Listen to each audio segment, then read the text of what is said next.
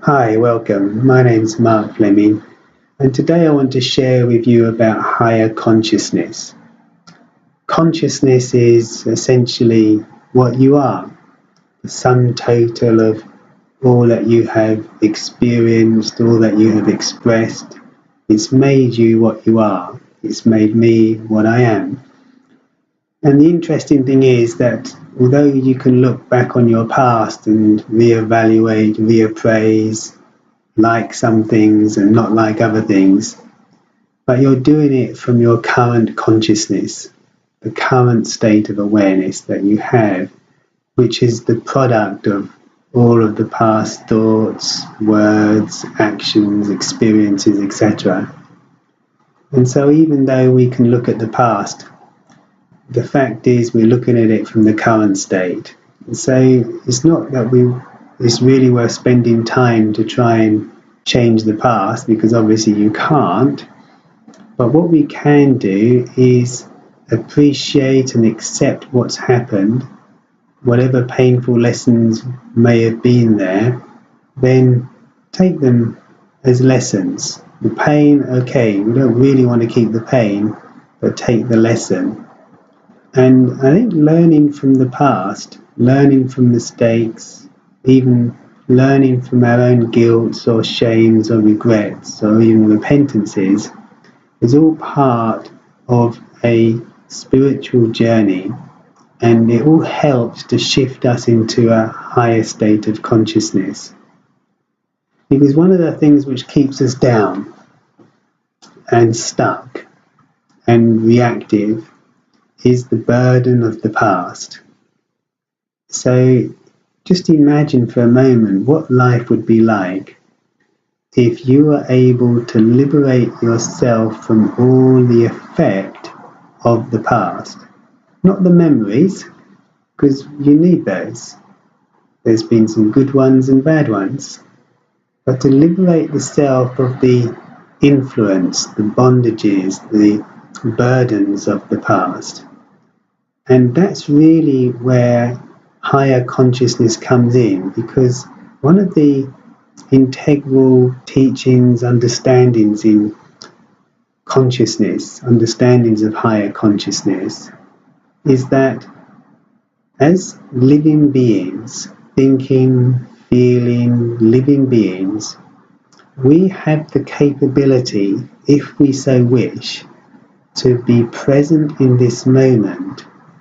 And we can actually be in a state where we can choose how to view any and every experience of our life, including the past, which in fact is really our life. And as we have this marvelous capability to decide what kind of attitude to have, what kind of vision to have, what kind of perception, what kind of take that we can have from our past experiences, what it means is that we can choose to be in a very powerful state of being. Think about it for a moment.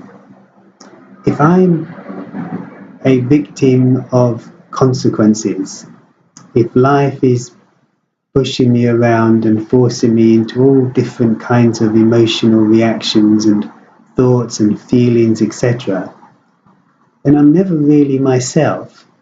I'm always the product of some event, some circumstance, some person, some relationship, or even my own particular personality traits.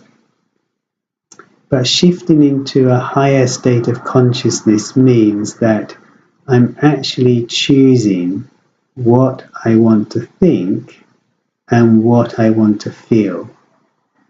And just the smallest, slightest taste of this experience of being a master of your own thoughts, the master of your own words and deeds, just that smallest taste is enough to give you an enormous amount of hope and a feeling that, yeah, I can actually bring about a great deal of change. I can actually choose my responses.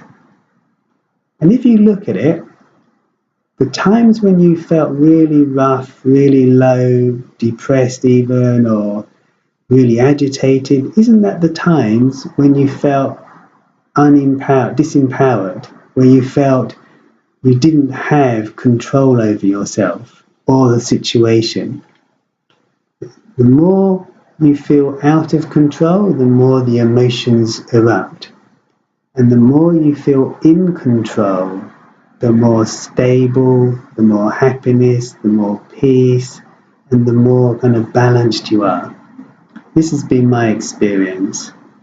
So practical spirituality, the practice of putting the self in higher consciousness, can really help us to deal with the past and actually take what is actually amazing lessons from it and move on. Use those lessons to equip us for dealing with the further things that are bound to happen in one way or the other. So it's not an instant thing. It's a journey of getting to know the self and know one's reactions and what are the trigger points one has. But over a period of time, we can actually reach that state where we're much more in control and we're much less vulnerable to the influences of the past. So just a little idea there, a little opener. Take what you like from it, and perhaps one thing I can suggest is to learn to control the thoughts. Maybe just for a few seconds, think that what I am is this living being, a living energy, that I, this living being, can choose my thoughts, choose my words, choose even my feelings, my awareness, that there's an aspect of the self that has the power and authority to choose what to feel.